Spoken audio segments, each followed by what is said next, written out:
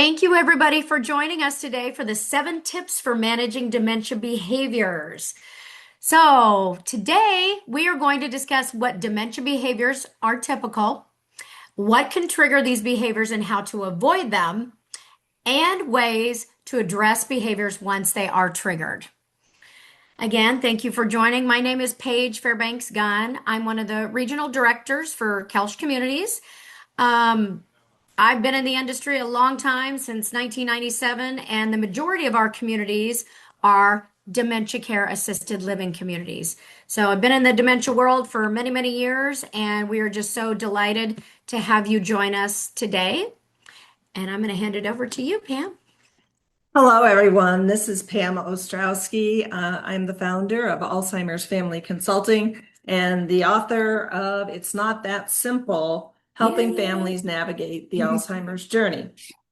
So I basically went through this journey for 14 years with my mom. I've encountered a lot of the things that you probably all have run into, as well as I work with people like yourselves one-on-one to help you through this journey, to have a path forward, because I know firsthand how overwhelming and frustrating things can be, especially when it comes to something like behaviors. So just as a reminder, as you receive emails from us, from me in particular, please don't hit unsubscribe, because that ends up causing less people to see the emails, but instead just reply back to the email and I will take you off the list. So that's just something we ask that you do so that we get as much exposure as possible to people who are dementia caregivers.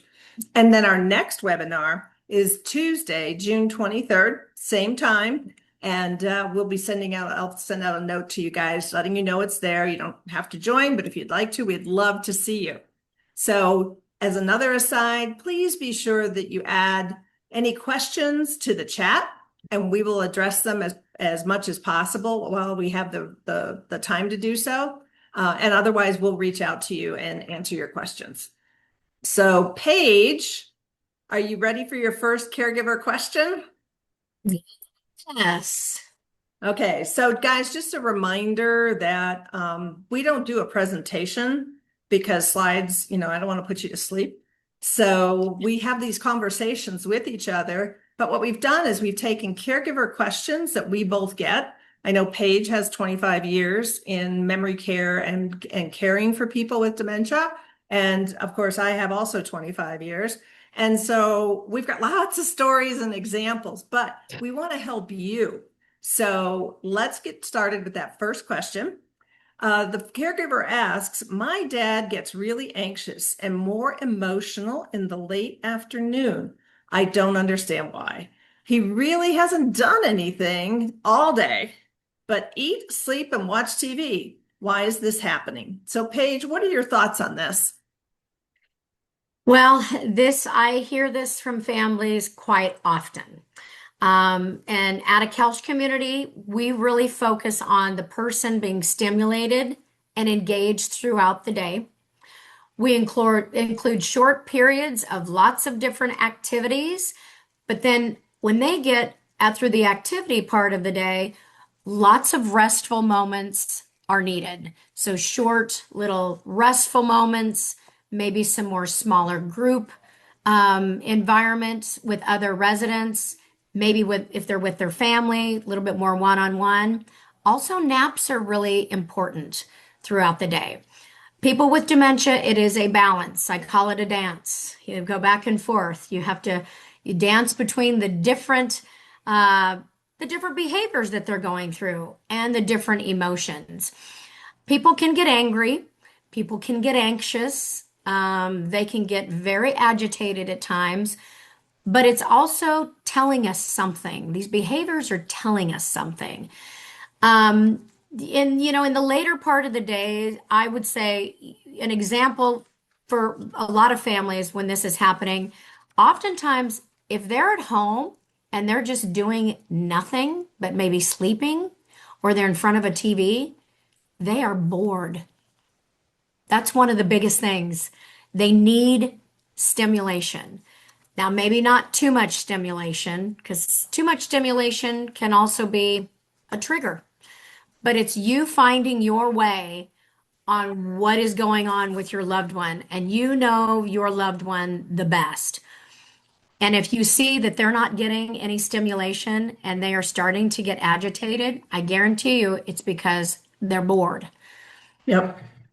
I totally agree with that. And you'll hear this behavior called sundowning syndrome. It's not Hmm. sundowners, and it's not, I've heard different incorrect uses of the terminology. It's sundowning syndrome.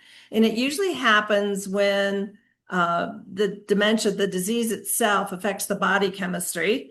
And it basically evolves with the disease. And it's difficult to keep track of night and day.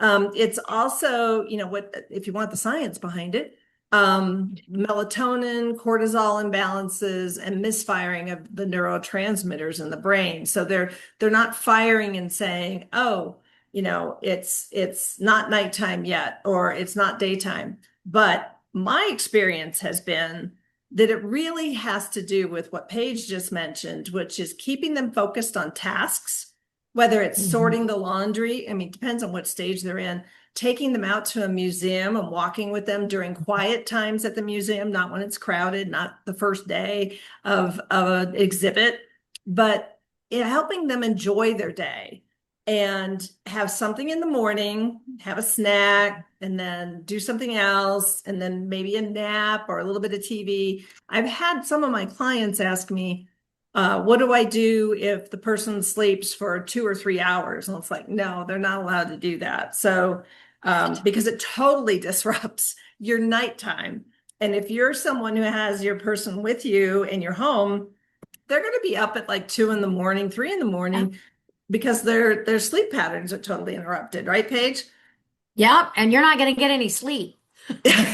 And that will lead to our exhaustion, overwhelm, frustration. And remember, as we've said in other webinars, they feed off of what emotion you're feeling. So if you're Mhm. agitated and you're upset and you're short-tempered because you didn't get any sleep, they're going to reflect that. And so that's another trigger is you. So we'll talk about that in a little bit. So Paige, That's what's our right. next question? Oh, hang on a second. Amy asked, what kind of stimulation? I got lots of activities from my dad, such as puzzles, reading materials, word searches, crosswords, but he has no interest. Yeah. So you have to do something that they enjoy, because just Mhm. and those kinds of things, if you have a puzzle, a jigsaw puzzle, but if he's not a jigsaw puzzle person, he could care less. So when we talk about stimulation, and Paige, you probably have a lot of great ideas on this too. Um, it can be music. It can be Mhm. smells. So baking. I remember when my mom was at Rock Creek in Surprise, Arizona, which is also a Koelsch community for memory care. And I have a picture of her with this big chef's hat on, and she's stirring cookie dough. And, she grew up in the generation where they baked a lot, and she really enjoyed that. For men, that could be, I mean, it really depends. Art. Some people I know, have parents who are artists. So giving them a paintbrush and letting them do something like that. Or, frankly, if you have a room that you want painted, they might be able to paint. They always need to be supervised, especially from mid stage on, but even early stage, they might be a little confused. So all the Mhm. activities should be supervised or accompanied by a companion or by you as the caregiver. And we're probably going to talk about this in a little bit, but you don't want to do things for them. You want them to make mistakes. It's okay. We don't need to be right all the time. Nothing needs to be perfect.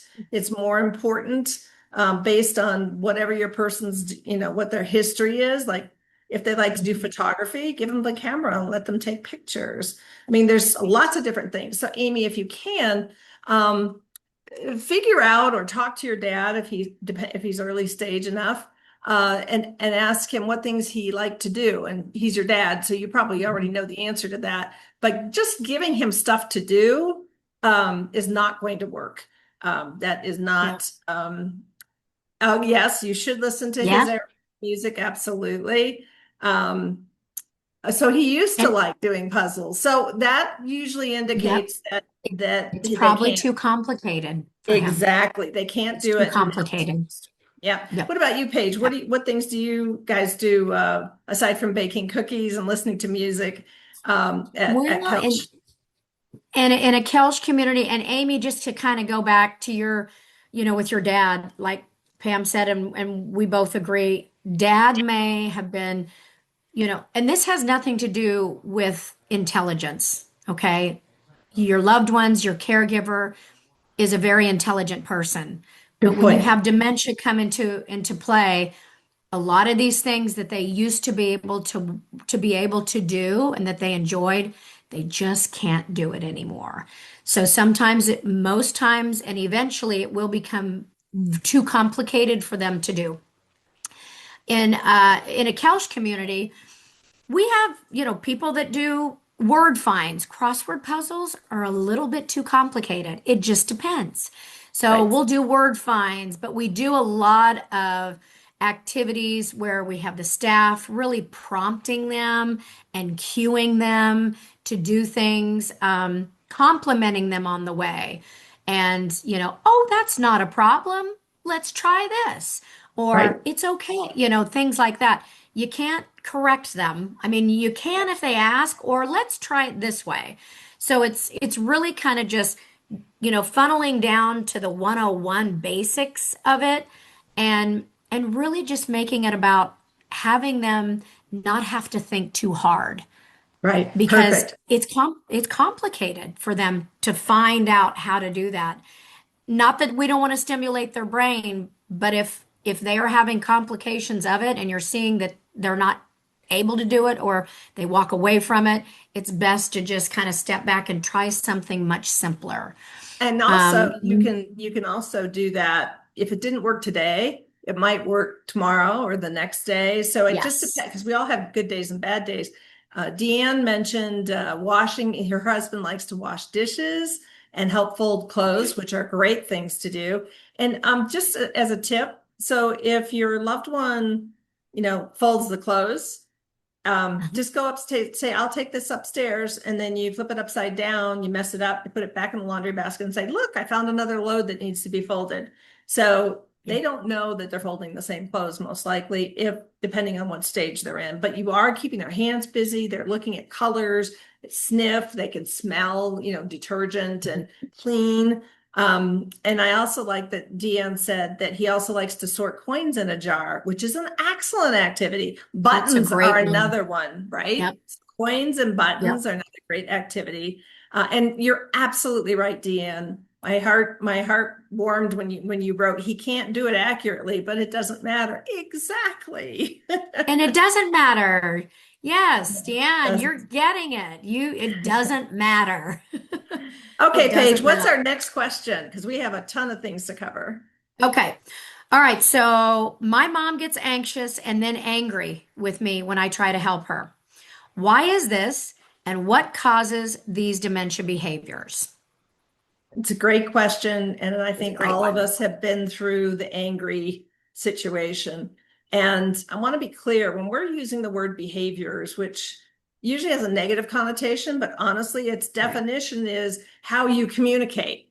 That's what a behavior is. So we want to couch that term in a more positive light and say, this is the way this person communicates. It might be acting out, or it might be speaking in ways that are different than what they used to speak, but it's the only way they can communicate. So, being able to help them, it becomes challenging because it looks like they're upset. Well, they're frustrated with themselves. I mean, if someone took away your words and, took away your ability to communicate, how would you feel? Right. So kind of have to put yourself in their shoes.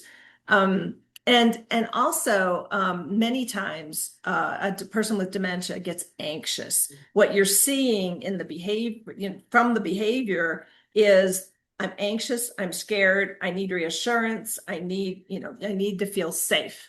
So Yep.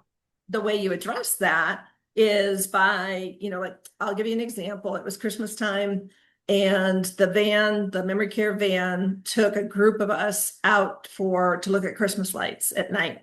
Now, my mom had not been outside at night with headlights and everything for years. And I didn't even think of it. I don't know why, but you guys are learning from my mistakes. So we get moving and we get onto the busy road, and she's like, poor thing. And I was like, oh, I stood up, didn't have a seatbelt on, and I took her hands and I blocked her view of the headlights and the cars coming at us because that was just Mhm. freaking her out. And I took her hands and I said, it's going to be okay. We're going to go see Christmas lights, with Santa Claus and all the pretty things. And, I kind of talked to her calmly. And I reassured her, and then we turned on into a neighborhood, and then it was quiet, and then she was able to look at the lights. But that reassurance, to our natural reaction is to say, there's nothing to be afraid of, or there's, what's wrong with you? So we speak to Right, them in a lot of cases, we speak to them like they're, it's 10 years ago. And we right. have to change how we communicate with someone with dementia so that we don't trigger them, because we can be triggers. So, and speak slowly, calmly and Mhm. slowly, and give them time to respond. A lot of times we're just like, we got my cell phone going, I got my email going, I got my Zoom call, I've got all these things on, and our pace of our society has accelerated so much in the past 20 years. And this person is doing good to keep up with their own thoughts, let alone what you're telling them. So take a chill pill, take a deep breath, and Yes. be calm. So Paige, how would you address, something else? I wanted to just, because I know you have thoughts on this. If you're trying to you're having a conversation with your loved one with dementia about access to the checkbook, credit card, or their cell phone, that can really be a big trigger. So Paige, what are your thoughts on those triggers? And then, because I know those make people really upset if you try to take those things away. And what are some options? Yeah, as far as the checkbook and the debit card and cash, I know Phone. and a phone. Oh yeah, we discussed that recently.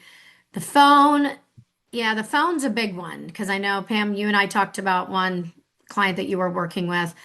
The phone, and he's in a memory care. He's actually in a memory care community. Right. So that one's a complicated one. If they're in a setting where they're in a memory care assisted living, the phone, we need to remove the phone from them for at least a little bit and try to get them involved in activities. So distracting them away from the phone, Letting the to your battery husband or your die. like the battery died, I need to go get it fixed, not a big deal. Let me just get it charged. Redirecting things like that and just redirecting him to somebody, something else. Checkbook, we've talked about that because we have ladies that come in to our communities at a Koelsch community, and of course they want their purse. Us as ladies, we all want our purse. We feel naked without it. Oh my gosh, it's like our arm is gone, and our phones too. But the purse thing is find an old checkbook, an old checkbook that has an account that's closed. Right. Make sure, find it. Somebody's probably got an old, because we hardly use checks anymore. The adult children and some of this about, we don't hardly use checks anymore these days. But for them, find an old account, give them one that just doesn't work anymore. That's okay. And And you'll for mail it for them. cash, exactly. You'll mail it for them, or you know what, Mom, I've got it handled. It's okay. Or I'm going to come with you and sit down with you, and we're going to write the checks together. That could be something too. So Yeah. just offering help rather than doing, because the more we try to take over for them, it's a loss of independence. They know something is wrong. They may not understand that it is dementia. Oftentimes it is not. They don't understand that, but they know something is wrong. And so what we're doing is we're taking control over them. And the worst thing to do with anybody is I don't want anybody coming in and telling me what to do. So it's a loss of independence, but it's coming out in a behavior. I know that in our communities, We have men that come in and they've got their wallet and they want that cash. They want that cash.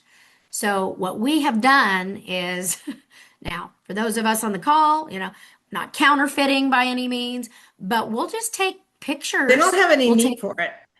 yeah, we just take zero copies of money, ones, fives, tens, and twenties, or whatever, and we just cut them out and we just make fake money and we put it in Yeah. there. And there's actually fake money you can buy on Amazon that looks real. Don't ever Yeah. try to spend it, you'll get in big trouble, but you can use it for your loved one. You can use it for your loved one, and it looks real. And then Yeah. they feel like I have cash because that's the worst thing to know. And we all know that if we are lost and we don't have any money on us, that has to be very fearful. So there's Yeah. ways, and Amazon is great. Look up fake money. I You can love probably that. probably Yeah. fake credit cards too. Yeah, probably fake credit cards too. But Yeah, that whole thing is based on it was put it, perfectly in that it's all based on wanting to feel independent. And it as is. caregivers, we focus on what they can't do a lot of the times and not what they can do. And so we butt heads. I used to do this with my dad all the time because mom had Alzheimer's, but dad had vascular dementia in his last 2 or 3 years. So he'd get very angry if you did anything, either for him or he was, he's like, I had to take over the checkbook. And he's like, I don't understand why you're doing that. And, I was like, but, we just need to keep track of everything. And I'm just, trying to help you out and have less things to think about and keep track of. But that doesn't work as well as what we've just talked about, which is give them fake stuff and use the old accounts that aren't valid. And I have a client who's like, well, she gets the monthly statement for the checking account, and she doesn't understand, she can't read the statement, but she's like, where's this money going? And of course the statement shows that. And I said, just go to online banking, and that way she won't receive the statement anymore. And as the disease progresses, she won't remember what a statement is. So, that's another option, is to say, you know what, the bank told me it's more secure if we do your banking online. And so, Mhm. I've got that taken care of. Yeah. So those are just that's what we've seen a lot of triggers around the caregivers Right. taking away things that, so same thing Yeah. applies to driving, right? Take away the car. Either, Mhm. tell them it's at the mechanics, it was having problems, or, you let your son borrow it if they're local. And just keep the key. They can keep the keys, and those keys don't even have to be car keys, by the way. They can be house keys, old house keys that went to after you change the locks. I have so many extra house keys. Uh, so, okay. So, are we good with that? I think I think so. so. Okay. We're looking at our So, time here, so. yeah, absolutely. So I can't always control when my mother gets triggered. What can I do to address her anxiety and other behaviors once she is triggered? So, Paige, how do we address that? Oh gosh. So yeah, when they get triggered, everyone, again, like we say, everyone is so different. So it depends on your loved one. But in a Koelsch community, we try, well, we remove the situation as far as first and foremost, if there's a triggered situation, and it happens with adult caregivers. It happens it happens in our communities. We have a caregiver that maybe it looks like someone they didn't like, and we've got to remove that Right. caregiver. It reminds them of someone else. So we know when to pivot and shift and maybe utilize a different caregiver and bring someone else in. We try to redirect, deflect, take them maybe into a private area, sit down with them, for a few minutes by themselves, or, bring in some music, something calming, and literally just talk to them and say, what can I help you with? And also asking questions. Some of the basic necessities of questions is, I think we need to ask them more, what is wrong? What can I help you with? Are you thirsty? Are you hungry? Sometimes it's just some of the basic things that you would be surprised that we're not asking. We're thinking about a lot of the day-to-day stuff. And like Pam said, your loved one is not your loved one 10 years ago.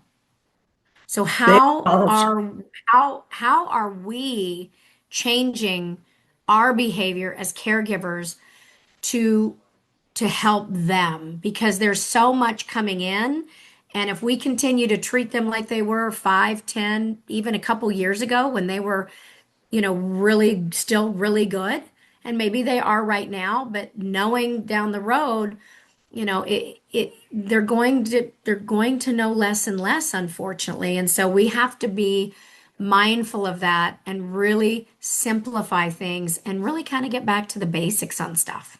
Yeah. So And something that you've said before is validate their feelings. So if they're upset always. or sad or just, totally overwhelmed and can't, it's like, I understand, I was scared too. Or that was really, Yep. I used to do that with my mom when it would get too noisy, like music was played too loudly, because a lot of the guys would say, "Oh, I can't hear." Okay. So, but we can, and it's hurting our ears. Oh, So I yeah. would take her out of the room where the music was. And I said, let's listen out here. That was hurting my ears. So empathizing, validating, and then pivoting, in my opinion. And Yep. whenever the environment's noisy, like if you decide to take your loved one to out to a restaurant, you'd be prepared, because you're going to have to help Hmm. go with them to the restroom. But more importantly, most restaurants, I don't know about you guys, but I've noticed that it's really noisy, especially the ones with the kind of the warehouse setting where there's no buffer for the sound to go to. And it's overwhelming. They get frustrated. They can't hear. They can't read the menu, whatever it might be. It's just a really anxiety prone environment. Heck, I get anxiety when I go to a loud restaurant. So think about the We, things that happened before, in this case for this yeah, caregiver. What happened before your mom got triggered? Like, could it have been right. someone dropped a tray and it was really loud and it startled her? And that's going to take a Yep. hot minute to recover from, right? We had a lady, I'll make this quick. We had a lady in one of our communities in Arizona, and she was terrified that, and she had been living with us for probably 6 months in our community, doing well, doing great, everything was fine. And then all of a sudden, she started to get really paranoid. Well, that was the progression of her dementia. And she thought that there was someone outside her window in the bush Oh at night. no. She constantly thought someone was there. So after a while, it's like, okay, well, number one, we don't want to medicate her. We want to figure out, first of all, what's going on with the medications. So let's figure out, does she have a urinary tract infection? We went through all that stuff. And we don't want to try medication. So why don't we took the physical plant director out. We removed the tree and we put up those, it's like a glossy thing that you just put on the window, it's just a temporary sticker. And our Yeah. physical plant director with a ruler put bars on it, black bars on it, so it looked like Ah, she was ah, safe. yeah. That's So that awesome that you helped. did that. That helped Yeah. her. That helped her. Yeah. And we only had to do that, and it was only for about a month. And then that Yeah. paranoia went away. And so we're like, I Yeah. think we can take that off now. You just don't know you just don't know, because No. hallucinations are real too. Yes, absolutely. All Yeah. right, Paige, what's the next question? Okay. So, okay. I get really frustrated. Oh, this is a good one. I get really frustrated after the 10th time of answering the same question.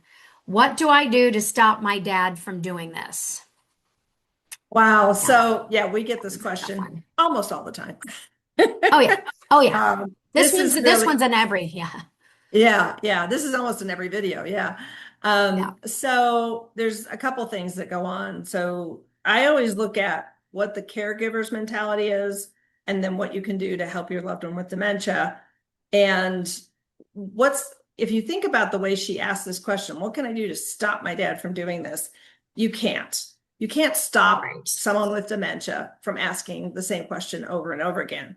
But what is under your control, and that's what's important, work on the things that are in your control. Don't try to return that person to who they used to be. Instead, think, all right, I got to put on my creativity hat and change how Right. I respond to the question, because clearly, so as an example, why are you getting dressed up? And it's like, well, Dad, we have a doctor's appointment at 10 o'clock. What time is that? And it's like, well, Yeah. it's at 10 o'clock. And it's like, and then he'll be like, oh, well, why are you dressed up again?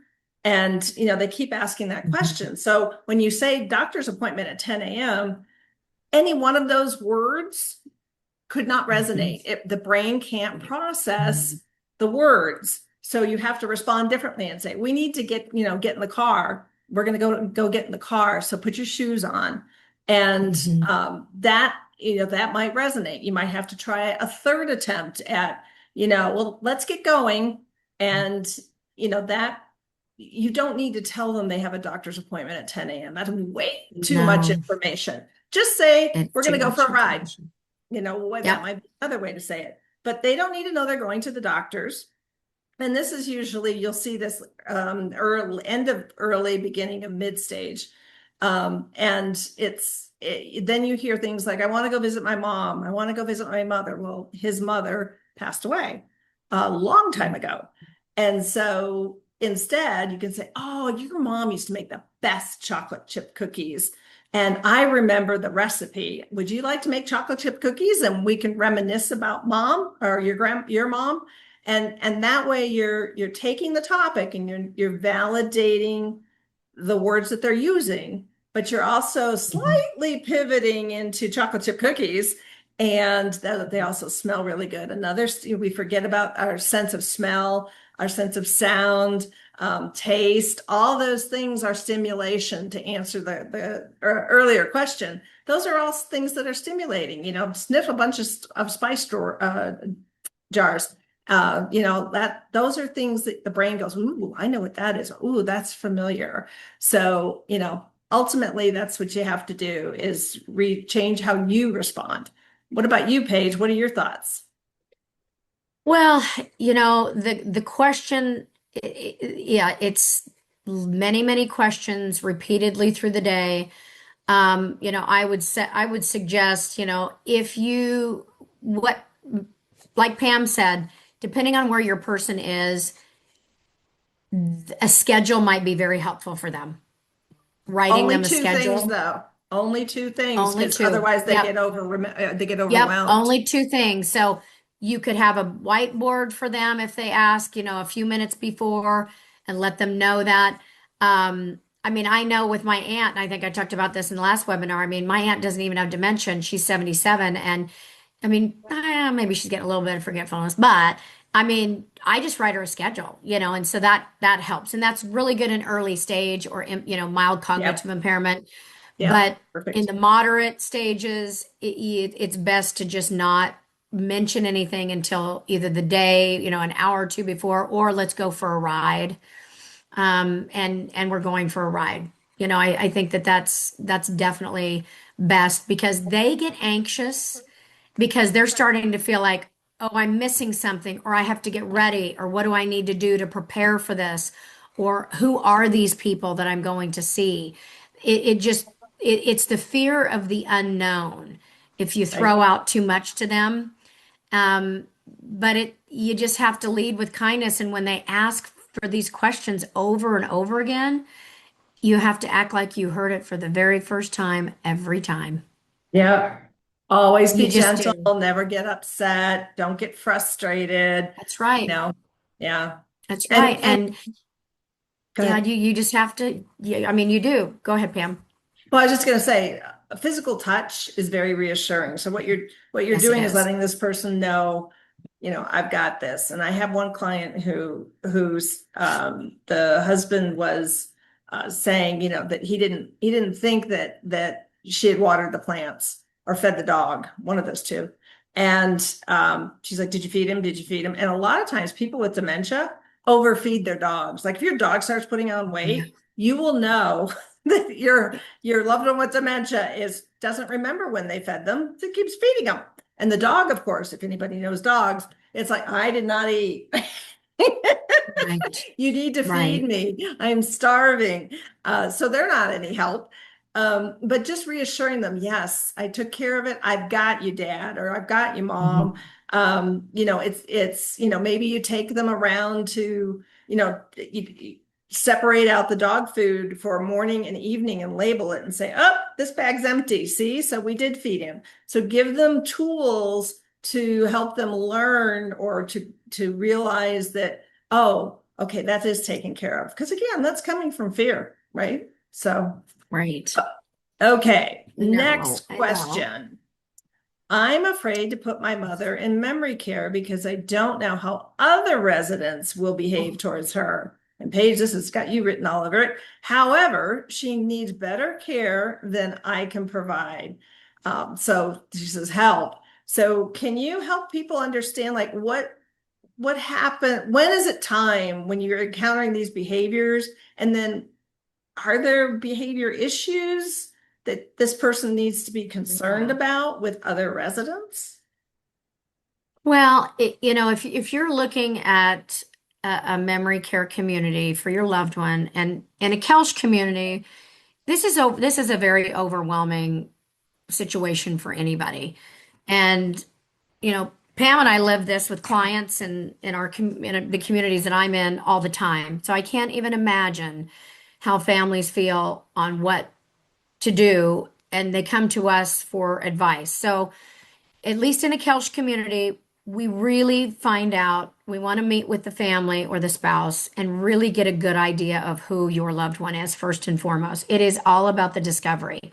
Who is your loved one? Who are they as a person? What did they do? We get a whole bio, basically a biography of them. And then we start to look at who can we pair them up with in the community. Um, it's not best to bring your loved one on a tour in a community when you're looking. It's just not. Now, sometimes it happens because people don't know to not bring them. But also, there's the flip side of that. If somebody has mild cognitive impairment and they want to be part of the decision, which are very few and far between, it's very rare.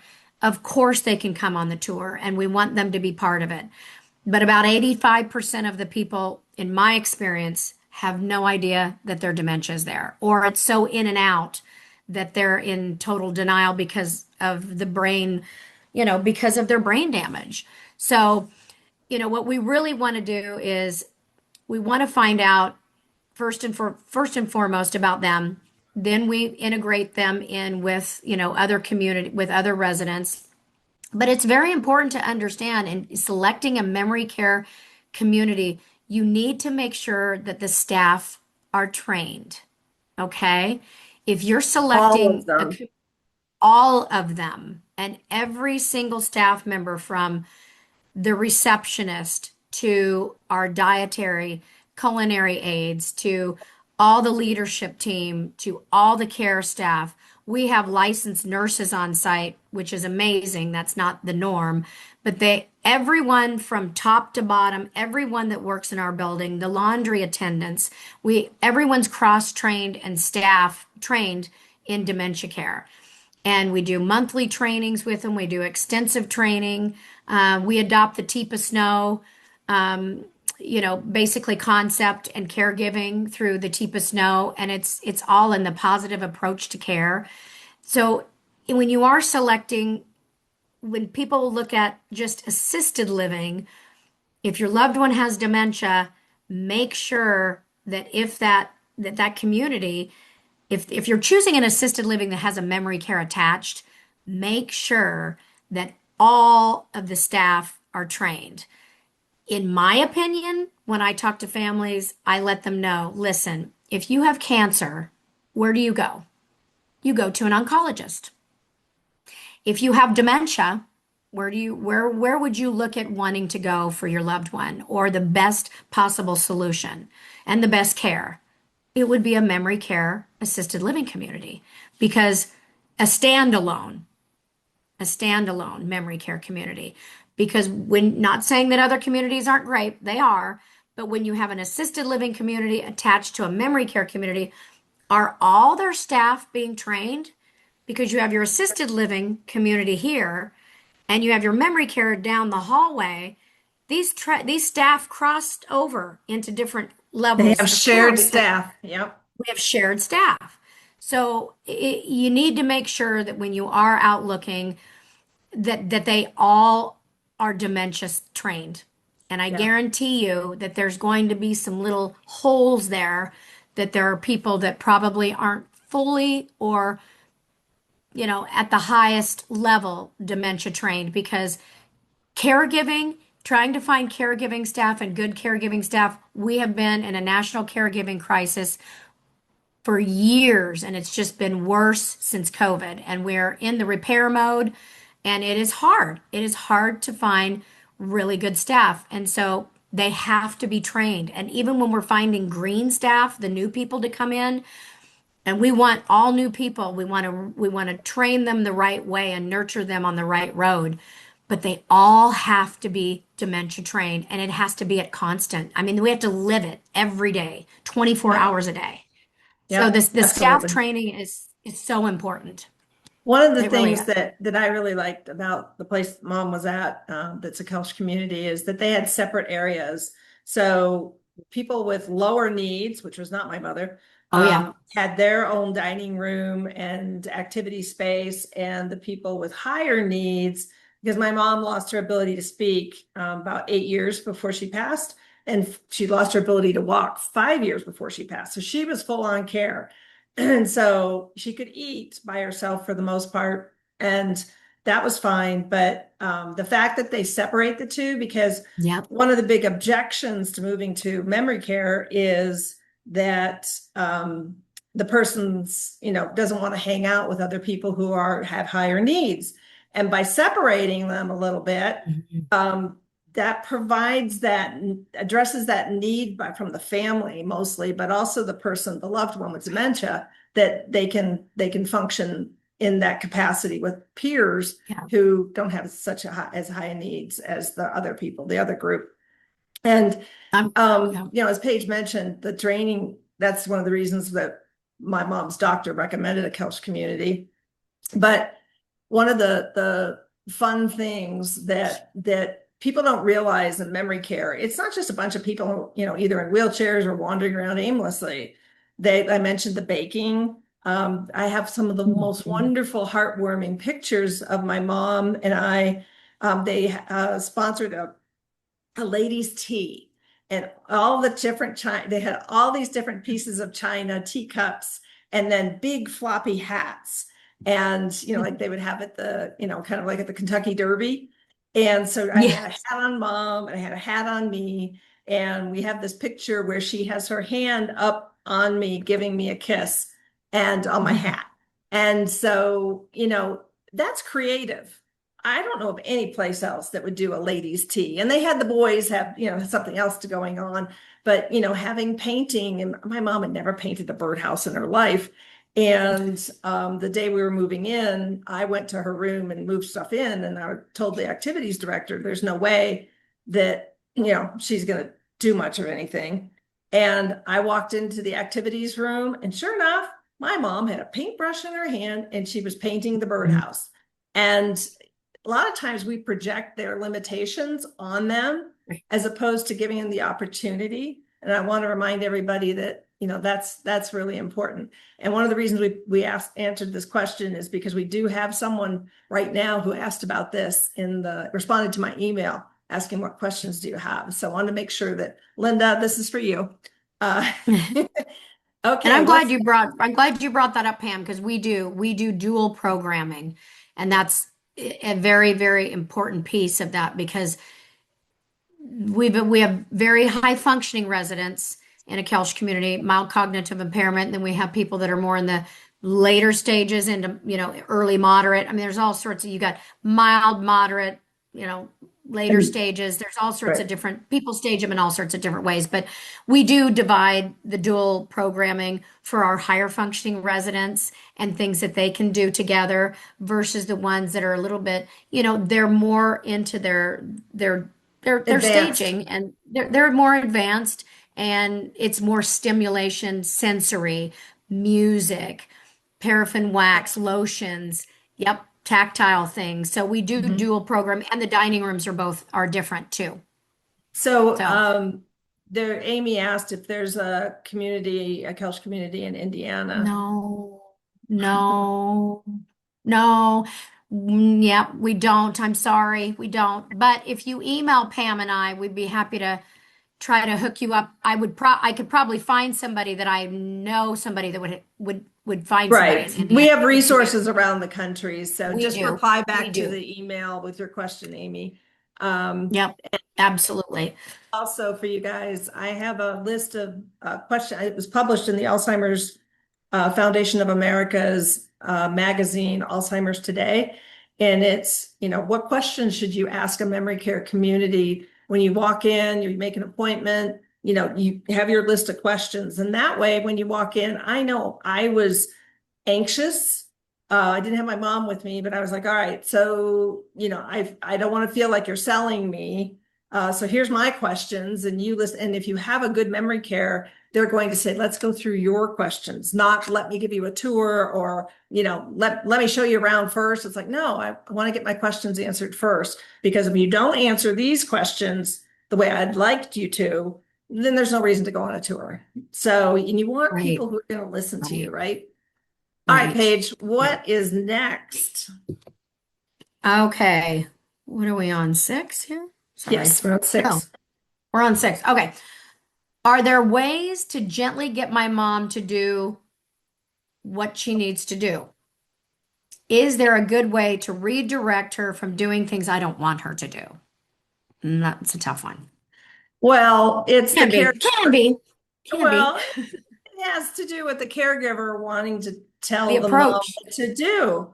And it's Right. like, maybe she doesn't want to. Like, the other thing is if you're a daughter or a son trying to tell your parent what to do, that Yeah. still is a no-go, because they Right. still know who you are in their lives and they're not going to listen to you. And by the way, if you're a spouse, same thing.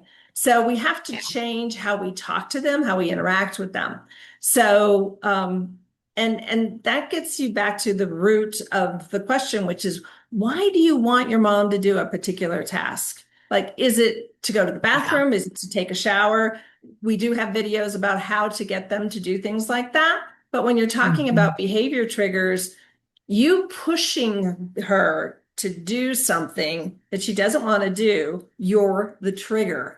You're Yes. creating the angst and anxiety and fear and frustration in a situation that probably, honestly, a year from now is not going to matter. So redirection. I like to Yes. call it refocusing, because it just, that's what you're really doing. You're helping the person focus on something else. And Refocusing. direction means you're telling someone what to do. So refocus focuses on them, on what they can do. So if you first want to make sure that her environment is safe, so that she's not scared or anything like that to do something. Like, you think about, and we've talked about this on other webinars, when taking a shower, you know, is the shower a walk-in shower? Is there a chair in the shower she can sit on? And then as the disease progresses, water spraying out of something you don't know what it is and hitting you in the face or the body can be really scary. Or you don't Mhm. understand how to you adjust the temperature. And so you scald Right. yourself. So there's so many things that can kind of go south. That this is the reason we like to have companions, caregiver, professional caregivers who are companions to help you with these types of things, because they see it every day. You don't. This is your first rodeo, and they've been on rodeo Right. circuit for years. So you want to think about why she's triggered. Are you pushing her to do something she's scared of? Mhm. It didn't used Mhm. to be, but is now. And then, just make sure that you're keeping her safe. Now she's doing a behavior like scratching her arms. A friend of mine had a mom who was scratching her arms. Put a sweater on, Oh, put a sweat jacket on, put any kind of jacket on. And that way it doesn't happen because it's covered, right? Now, if there's a mhm. medical reason for her arms to itch, that's a totally different story. Whether that's cortisone Right. cream, take her to the doctor, find out, is there some, because if it's bumpy or whatever, there might be a reason for it, like a mosquito bite. So, but covering them with a sweater helps, or, put a bandage over it so that they don't, make it raw. But there's lots of ways to address these kinds of things. And if you're worried about your loved one leaving the house, take a slide lock and put it, at your arm's reach across the top of the door. That way they're used to how opening a door and unlocking it, so they won't wander. But that's if they have a wandering risk. So give them purpose. And when we talk about refocus, give them a purpose. Don't take that away from them. They need a reason to wake up in the morning. So, you had mentioned, Deanne, about, folding clothes. That gives them something to do, sorting coins. Hey, could you really, help me out here and get the coins sorted? I mean, by putting it in those terms, it makes it much kinder, and they feel like they're helping you. And that ultimately is the best feeling on the planet. So what do you think, Paige? I love that you said that, Pam, because I was going to bring that up. Any behavior that goes on, literally, just try this. If you've got a really, really, really bad one going on, if you just stop and say, this is a refocus moment, and it's completely off the cuff. You just say, oh my gosh, I just got off you can do anything. I just got off the phone with somebody and I need help. Can you please help me with something? It could be anything at Yeah. all. But if you approach them and say you need help, they're most likely, they love you.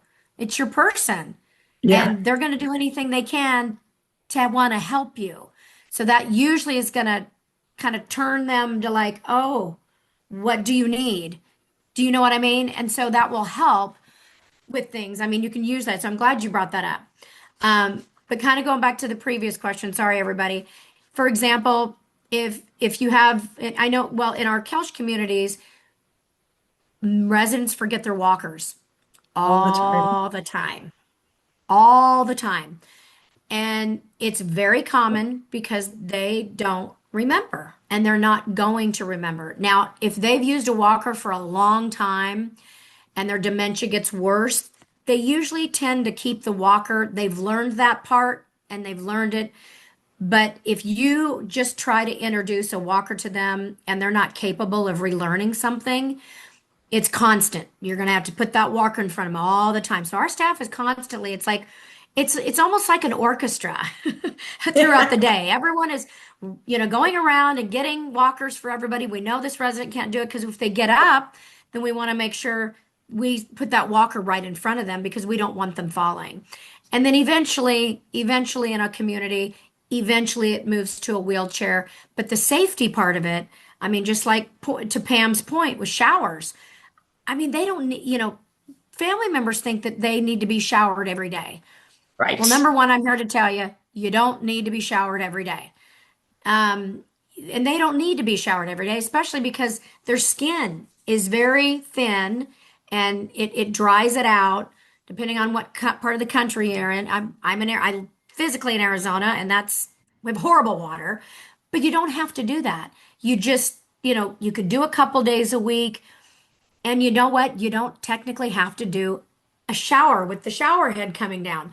You can actually you can do a bird bath. You can clean parts of your body without having to get in the shower. Right. There's ways. So you can go back to the basin, the Spit water and basin. polish. So Yeah. right, you can Yeah. totally do that. So it's Yeah. just switching our brains to think differently Yes. with our people. It really is. And just simplifying some of the things. Okay, what other ways can we do to try to help to try to help them? So that's what I had. Yeah. So a washcloth, Yep. get it soaked up and wet, and then say, here you go. And they usually will know what to do with it. Or, excuse me, you can offer to help. They usually don't want that. But here's the thing. We are more of a one and done type society. Like, oh, I tried to get him to take a shower today and he wouldn't do it. Did you try Yeah. 3 or 4 times? Because You have to that's going to keep make a trying. difference. Yeah, Yes. absolutely.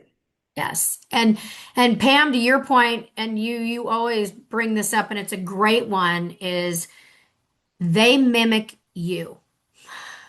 So if you are a spouse and you have your loved one, there is nothing wrong with getting in the shower with your spouse. You know who each other are.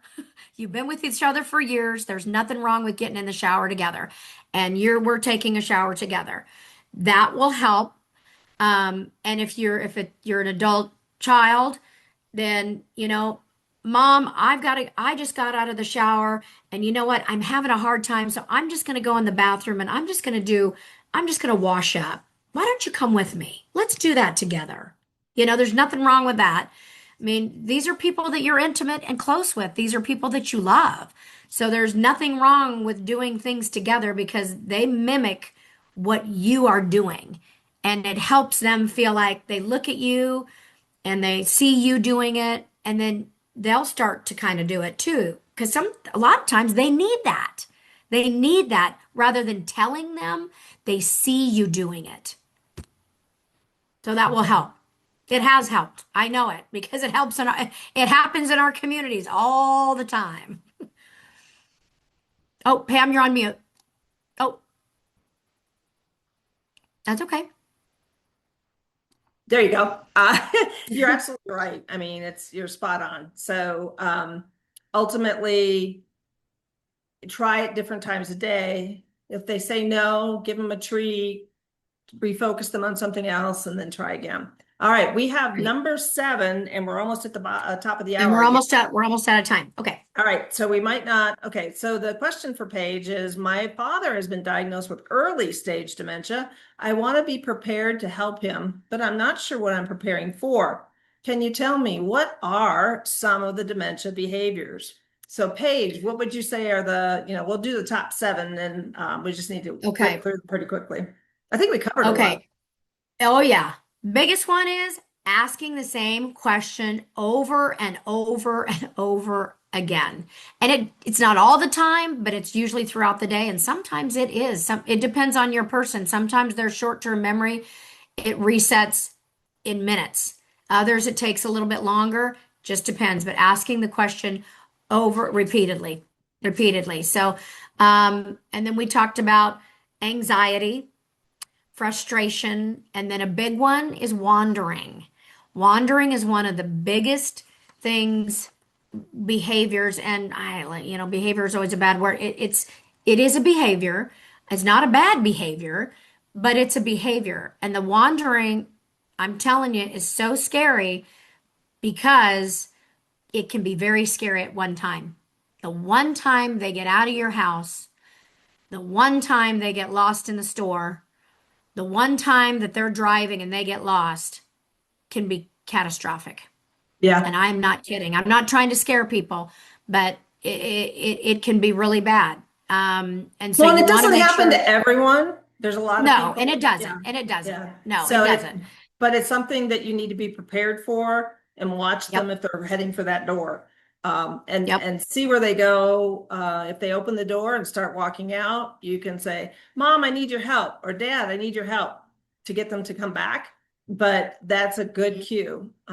Okay, so the next one is depression or sadness. So Mhm. that's going to happen because they're realized, especially early stages, that something's wrong. Something's wrong with them, but they're going to deny it Yep. to you because they can't even admit it to themselves, let alone to you. So don't share your troubles with them. Don't, oh, I can't believe this happened. Johnny did this and Susie did that. Nope.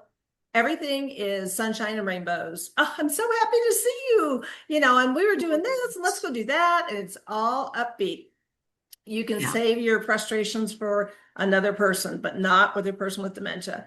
Resisting doing a task. We did talk about some of those Mhm. examples. Yeah. And then social withdrawal has a lot to do with the fact that they don't want to admit that they're struggling to find words and to think properly and to complete tasks. Why would I put that in front of a bunch of other people that we know? So they hide at home and won't go out. And so that one is a challenge. And so by talking to the people around them, that family members and friends, and saying, why don't you come over to our house rather than us going out, and that will help our person feel more comfortable. So Right. and if there's any of these you guys want to talk about more, just send me an email or, put it in the chat and we'll talk about them further. But we are now at the top of the hour and we'd like to respect Yes. time. So thank you I guys for wanted to let Deanne know real quick here. Deanne, I'm personally messaging you separately. We do have communities in Texas. So great, in great. Plano and Arlington. So I Well, sent they that can the go website. to Yep. koelschcommunities.com, right? But Yep. talk to Yep. Paige. She's in control of everything. So she's definitely the person. Oh, okay. Can you talk about incontinence, particularly in men?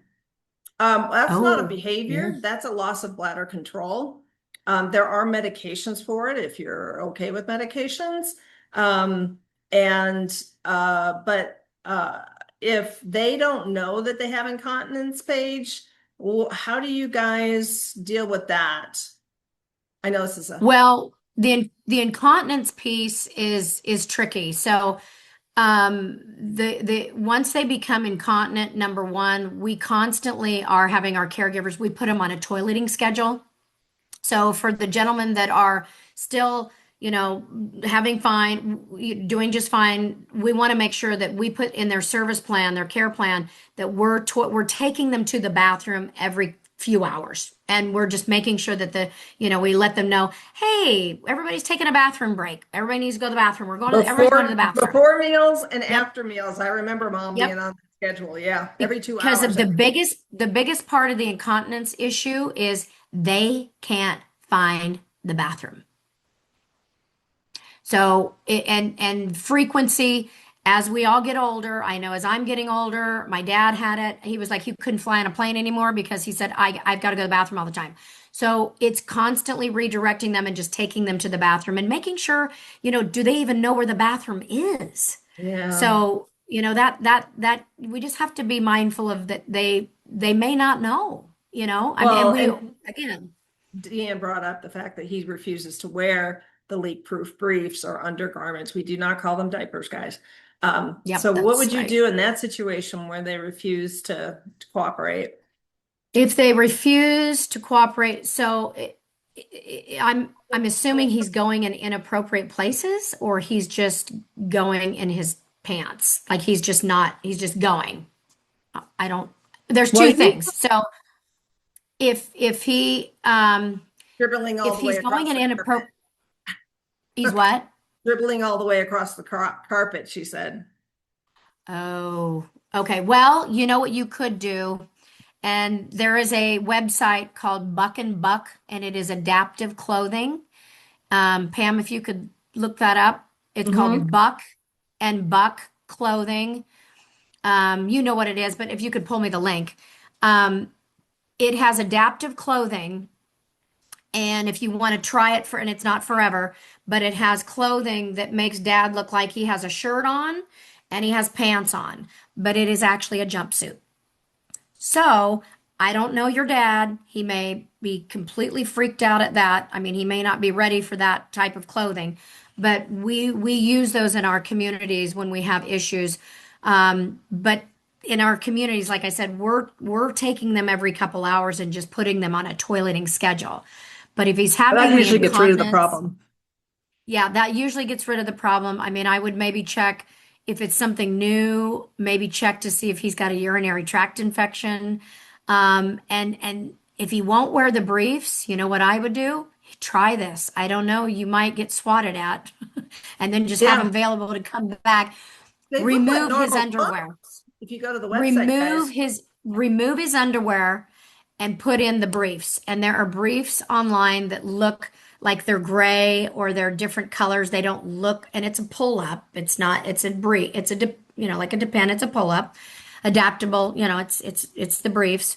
Just remove his underwear and put those in there. Nighttime, Um, she said nighttime is, yeah. I have several yeah, clients with that problem where they can't get to the bathroom fast enough because they don't wake yep, up and then there's yep. a mess. But um, yeah, that's a tough one for sure. It's a tough one, but But I it's like them. again, Go ahead, sorry. again, it's one of those things that it's trial and error. You try things and then eventually they'll get used to it. Eventually they'll get to that point. It's just getting to that point is the difficult part. And And yeah, and so, you have that urge to say, just put them on so that you're okay and that we don't have to worry about cleaning the bed in the middle of the night. But logic doesn't work. So Right. that's a problem. Exactly. I like It that Buck and doesn't. Buck website. That's pretty cool.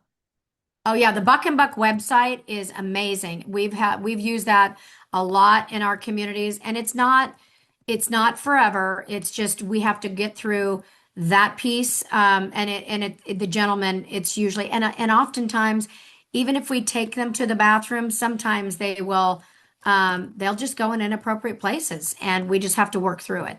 They So need to know where the it's bathroom is. Yeah. they've got to know where the bathroom is. Exactly. They got to know where the bathroom is. And if we constantly remind them, and it just becomes a routine. Routines just work the best. And we just have to Yeah. be mindful of taking them hey Dad, you know what? I got to go to the bathroom. Why don't you go? I'll go down the hall and it's time to go. But Yeah. But at nighttime nighttime, you're not doing that. nighttime, Yeah. that's the worst. Make Yep. sure that your bed is close to the bathroom. That's the other thing. Because I have a friend who's said, oh, well, we're having problems because the bathroom is way far away. Downsize your house so that the bathroom and the bedroom are, right next to each other. Make it easier if you don't have plans to move to a memory care community. So, Right. all And I right. Well, that was a totally, great question. Thank you so much. We appreciate it and always like the yep. interaction. So, and for Donna, you had asked to email you with your memory care places. Can you send a message? Paige, can you put your email back in the Yes. chat, please? And then, and you can always reply to one of my emails because that will get to Paige as well. So, either me or Paige, and that way you can get that taken care of. It's Yep. I'm putting PFG it in Koelsch here. Senior, right? Sorry. That's I okay. screwed up on my email address. Sorry about that, everybody. That's okay. Well, thank you guys. While she's putting that in Yes, there, thank you so there much we for go. your attention today and staying. And it still hasn't come up, Paige. Oh, well, I'm sorry. I'm sending it. I'm sorry. I think I'm sending it to Deanne. Let me go back. Oh, gotcha. But everybody might need it. Everybody needs it. So here we go, everybody. I apologize with the new Zoom technology and the updates. Hey, there we go. There you go. So yeah, So, PFC at kelschsenior.com. And again, yep, if you need any help with anything as far as, with getting to Paige, you can always reply to one of the emails I've sent you. So thank you yeah. again for your time, Paige. Thank you so Yes, much for co-hosting. thank you. And Thank you, Pam. June 23rd, we'll have our next one and you'll be June seeing that email 23rd. coming out. So, okay. Yes. All So right. thank you, You guys take everybody. And Pam, care. as Thank always, you. thank you. Thank you, Bye. Paige. Take care. Bye-bye.